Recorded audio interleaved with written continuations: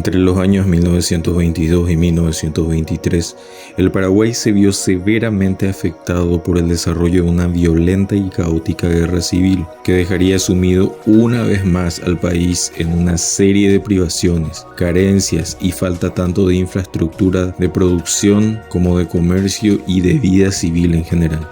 Este cruento conflicto se extendió a través de varias de las principales ciudades del país y tuvo muchas particularidades, como por ejemplo ser un conflicto cuyos protagonistas fueron dos bandos de un mismo partido político, en este caso el liberal, que en ese entonces dominaba la escena política del país y se encontraba en plena hegemonía. En una época en la cual las diferencias políticas se discutían con disparos y detonaciones y los gobiernos se cambiaban periódicamente por la vía de los levantamientos armados, el país había visto ya demasiados nombres asumir y perder el cargo de la presidencia de la República.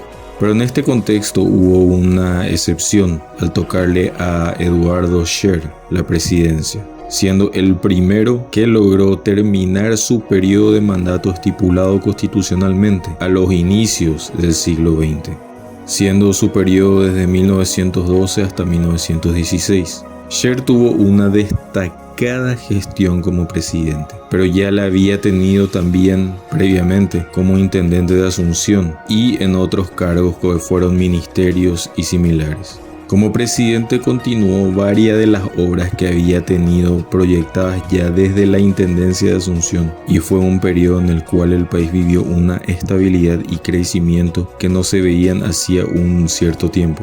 Por ello tenía simpatizantes, adeptos, seguidores que estaban dispuestos a volver a aquella época de buen gobierno y salir así de la nueva época de inestabilidades que se había instaurado otra vez. Una serie de hechos precipitaron esta nueva etapa de inestabilidad, dando lugar a que los bandos se dividieran en dos bien marcados y bastante fuertes. Los partidarios de Eduardo Scher, que se denominaban los Saco-Mbuku, y los del bando gubernista llamados los Saco-Puku, quienes eran partidarios del presidente Manuel Gondra y del futuro presidente también, José P. Guyari.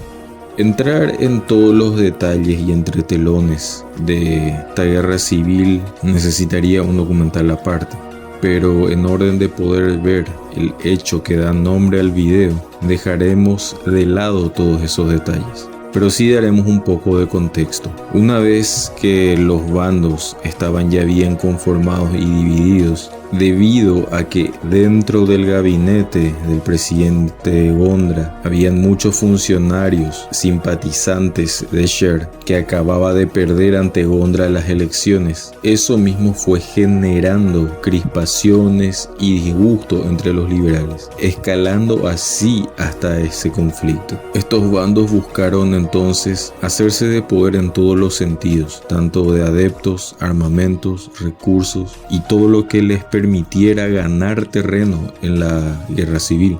Es así que la oposición, empujando desde el interior del país, con varias ciudades como Paraguarí, Concepción y Encarnación, fue armándose y fue orquestando su rebelión. Con la sublevación de varias zonas militares, el bando gubernista comenzó entonces a mover también sus fuerzas y capacidades, hasta que recibieron una propuesta desde la Argentina. Para ese momento, Eusebio Ayala ya había sido designado como presidente de la República vía el Congreso, ya que Gondra y su vicepresidente habían renunciado al verse sobrepasados por la revolución. En ese momento, el piloto paraguayo que vivía en Buenos Aires, de nombre Francisco Kuzmanich, ofreció sus servicios al presidente Ayala para apoyar la causa gubernista desde el aire. Kuzmanich trabajaba con un piloto inglés de apellido Stewart, quien era propietario de un avión y al que se convenció para que viajara al Paraguay. El presidente Ayala aceptó entonces el ofrecimiento del piloto y ambos hombres emprendieron viaje en barco hasta Paraguay, con el avión biplano desmantelado para facilitar el transporte. Una vez que llegaron, se creó en la zona de Ñuguazú un hangar y un campo aéreo de forma improvisada, cosa que terminaría sellando así el destino futuro de esa parte del país. Así el bando gubernista tuvo a su primera nave aérea en sus filas y luego se contrató también los servicios de otros pilotos más. Estos fueron un ex miembro de la misión militar italiana en Argentina, el sargento aviador Nicolás Bo, a quien se le pidió también contratar a otros aviadores con sus naves para llegar al Paraguay y apoyar la causa gubernista. Bo era veterano de la Primera Guerra Mundial, habiendo prestado servicio bajo la aviación militar italiana. Cumpliendo entonces la tarea que le fue encomendada, para junio de 1922, Bo y sus compañeros juntaron un total de 7 naves de varios tipos, sumados a la nave de Kuzmanich. Todos estos aparatos fueron concentrados en Iguazú y desde ahí desplegaron las acciones ofensivas. Como anécdota digna de ser relatada, el día 7 de julio, Bo realizó un vuelo sobre la ciudad de Asunción y generó sensación en la población que en su mayoría no había visto una nave volando el cielo patrio hacía mucho tiempo o nunca en sus vidas. Las acciones ofensivas entonces se desempeñaron primero en Paraguarí, cuando Kuzmanich y Stewart bombardearon a las tropas rebeldes en la zona de Paraguarí. Pero en los días posteriores, cuando tanto Bo como Kuzmanich y Stewart hacían nuevamente incursión en el territorio enemigo, en la zona de Pirayú, Bo tuvo que abandonar la misión por problemas técnicos en su aeronave, pero Kuzmanich y Stewart decidieron continuar con la misión. Solo que esta vez los rebeldes dispararon todo lo que pudieron contra la nave con sus fusiles en mano.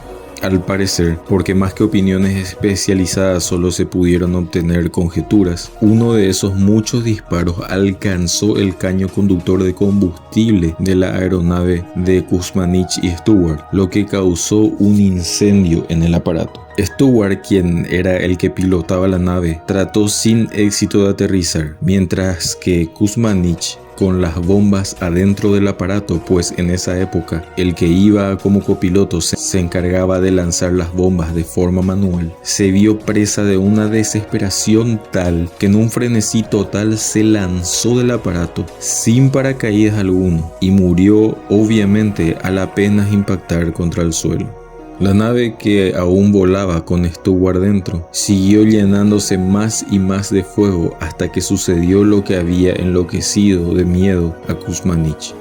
El fuego alcanzó las bombas y el aparato terminó estallando en el aire. Muchos de los restos terminaron cayendo en las cercanías de la estación de tren de Pirayú ante los ojos de los rebeldes. Aún con esa victoria inesperada, los rebeldes se dispusieron a obtener también esta fuerza en el aire. Contrataron también a su vez a pilotos, siendo el primero de ellos el sargento aviador Angelo Pescarmona, otro italiano veterano también de la Primera Guerra Mundial. Pescarmona tenía también su aeronave y el día 15 de julio, bien temprano a la mañana, despegó desde Buenos Aires con destino a Paraguay. Tuvo una serie de inconvenientes mecánicos, por lo que tuvo que hacer escala en la ciudad de Concordia y luego de solucionar el problema despegó, llegando hasta la ciudad de Santo Tomé en la provincia de Corrientes, Argentina, donde sufrió un accidente del cual salió ileso, pero su máquina quedó completamente destruida. Mientras tanto, el gobierno sumó a más aviadores de nombre Carlo Paoli y Cosimo Damián Risotto. Estos también habían ofrecido su ayuda al gobierno desde la Argentina y fueron contratados. El sargento aviador Risotto fue un as italiano durante la Primera Guerra Mundial, habiendo derribado durante ese conflicto a 5 aviones enemigos. Risotto vino al Paraguay en un avión Breguet 14 que fue comprado por el gobierno paraguayo y realizó varias misiones de reconocimiento y bombardeo sobre las posiciones rebeldes. Los rebeldes, luego del traspié inicial, contrataron a varios pilotos, quienes trajeron al Paraguay un total de 4 aeronaves, teniendo como base el campo aéreo del pueblo de Caí Puente. A partir de entonces, también los rebeldes realizaron vuelos de reconocimiento y bombardeo de las posiciones gubernistas, y no pasó mucho tiempo antes de que se diera el ya inevitable combate, que marcaría la historia nacional de Sudamérica y al fin y al cabo haría un hito en la historia del mundo. Para cuando llegó a este momento, el gobierno paraguayo había contratado los servicios del teniente aviador inglés llamado Patrick Hassett.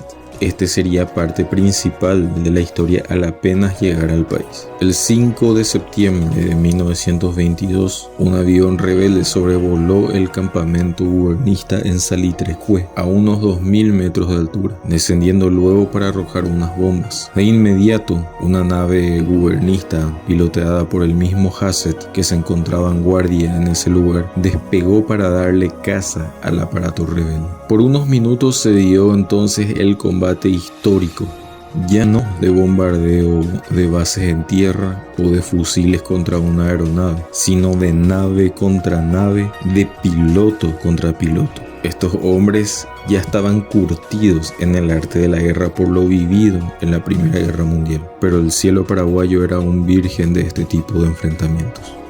Hassett, una vez frente al enemigo, ametralló varias veces al aparato rebelde, cuyo piloto decidió abandonar el combate, dirigiéndose rápidamente hacia la base enemiga en Cangó, como era conocida en ese entonces la ciudad actual de General Artigas. Pero la cosa no terminaba ahí, pues apenas al día siguiente, alrededor de las 8:30 de la mañana, se presentó otra nave rebelde sobre Salitrecue, ametrallando y arrojando bombas. Hassett volvió a despegar y ambos aparatos se trabaron en combate. El piloto rebelde esta vez se mostró mucho más agresivo y decidido que el del día previo, disparando contra Hassett, pero sin lograr derribarlo. Hassett, con su experiencia en la Royal Flying Corps, realizó varias maniobras evasivas, logrando al fin, tras un cierto tiempo, colocarse en posición de ventaja sobre su enemigo, al cual procedió a ametrallar y logró herirlo, haciendo que el piloto rebelde tuviera que aterrizar de emergencia en los bosques de General Artigas.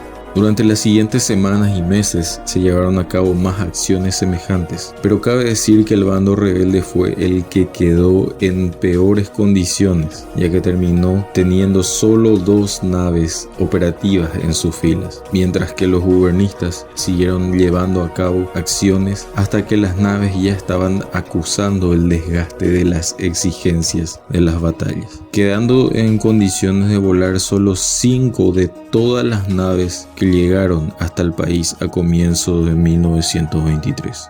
Un conflicto del que acaban de cumplirse 100 años y cuya memoria rescatamos hoy.